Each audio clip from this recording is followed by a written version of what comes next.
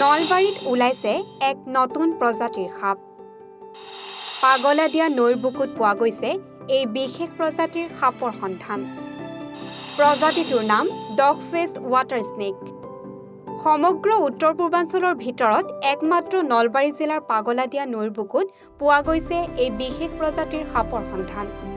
পোনপ্ৰথমবাৰৰ বাবে চিনাক্তকৰণ কৰা হৈছে ডগ ফেচ ৱাটাৰ স্নেকছ নামৰ এই বিশেষ প্ৰজাতিৰ সাপ।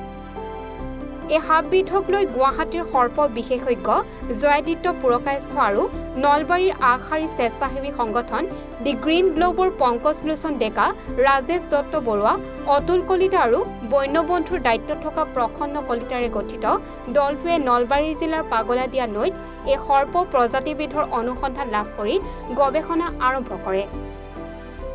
তেওঁলোকৰ এই গৱেষণা পত্ৰ আন্তৰ্জাতিক জাৰ্নেল ৰেপটাইলছ এণ্ড এম্ফিবিয়ানছতো প্ৰকাশ পায়। উত্তৰ পূৰ্বাঞ্চলৰ ভিতৰত একমাত্ৰ নলবাৰী জিলাত সন্ধান পোৱা এই সাপৰ প্ৰজাতিবিধে জিলাখনৰ গাঁওভিত্তিক পৰ্যটনৰ দিশ বিকশাই তোলাৰ সম্ভাৱনীয়তা আছে বুলিও দি গ্ৰীণ গ্ল'বৰ সমন্বয়ক পংকজ লোচন ডেকাই এইদৰে কয়। আমি যোৱাকালি এখন আমাৰ পেপাৰ পাব্লিছ হৈছে, ৰেপটাইলছ এণ্ড এম্ফিবিয়ানছ যিটো জাৰ্নেল আছে। আচলতে আমি যোৱা বছৰৰ পৰা আমি এডাল নতুন স্পেচিছ পাইছিলোঁ সাপৰ নলবাৰী জিলাত, যিটো নৰ্থ ইষ্টত বৰ্তমানলৈকে ৰেকৰ্ড হোৱা নাই সেই সাপবিধৰ, আৰু সেয়া আছিল ডগ ফেচড ৱাটাৰ স্নেক।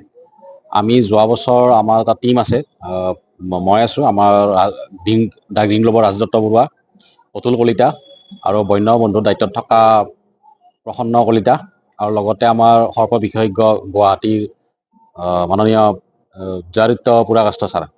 আমি দলটোৱে যিটো সাপৰ নতুন প্ৰজাতি পালোঁ, এই সাপটোৰ ওপৰত আমি এখন গৱেষণা পত্ৰ আমি ছাবমিট কৰিছিলোঁ ৰেপটাইলছ এণ্ড এম্ফিবিয়ানছক। আৰু যোৱাকালি এই যিখন আমাৰ গৱেষণা পত্ৰ এইখন প্ৰকাশ পাইছে, আৰু বৰ্তমান এইটো প্ৰামাণিক তথ্য হৈছে যে বৰ্তমান এই সাপবিধ অসমৰ বৰ্তমানলৈকে ক'তো ৰেকৰ্ড হোৱা নাই, অকল নলবাৰীতে ৰেকৰ্ড হৈছে, অকল নলবাৰীতে পোৱা গৈছে। আৰু এই সাপবিধ আচলতে সামান্য বিষাক্ত, যাক আমি মাইল্ড ভেনমাছ বুলি কওঁ। আৰু এই সাপবিধৰ দৈৰ্ঘ্য প্ৰায় 820 মিলিমিটাৰ। আৰু নলবাৰী জিলাৰ পাগলাদিয়া নদীৰ যিটো গড়েমাৰা অঞ্চল আছে, তাতে আমি এই সাপবিধ আমি ৰেকৰ্ড কৰিছিলোঁ। আচলতে যদি আমি চাওঁ, জোনাকী পৰুৱা আছে, ভাৰতবৰ্ষত জোনাকী পৰুৱাক লৈও পৰ্যটন আছে। গতিকে আমি সেই বিষয়টোত আমি চিন্তা কৰিব লাগিব, বা আমাৰ স্থানীয় যি বিধায়ক বা মন্ত্ৰী মহোদয় আছে, জয়ন্তমল্ল বৰুৱা, বা আমাৰ অসমৰ মাননীয় বন মন্ত্ৰী বা পৰ্যটন বিভাগৰ মন্ত্ৰী, তেখেতসকলেও এনেকুৱা ধৰণৰ যিবিলাক বিষয় আছে, আমাৰ অকল নলবাৰী বুলিয়ে নহয়, আমাৰ প্ৰতিখন জিলাতে এনেকুৱা স্পেচিফিক যিবিলাক বিষয় আছে, সেই বিষয়ক লৈ নিশ্চয় এটা পৰ্যটনৰ এটা সম্ভাৱনীয়তা আহি পৰে ইয়াতে। আৰু মই ভাবোঁ যে নলবাৰী এই যিটো আমি স্পেচিছ পালোঁ, এই স্পেচিছটোক লৈ পেলাই হয়তো তেনেকুৱা এটা পৰ্যটনৰ সম্ভাৱনীয়তা নিশ্চয় নথকা নহয়। গতিকে এই বিষয়টোত চিন্তা কৰিবলগীয়া যথেষ্টখিনি মানে আমাৰ প্ৰয়োজনীয়তা আছে। নলবাৰীৰ পৰা প্ৰণৱজ্যোতি কলিতাৰ ৰিপৰ্ট, এনি ভাৰত 24।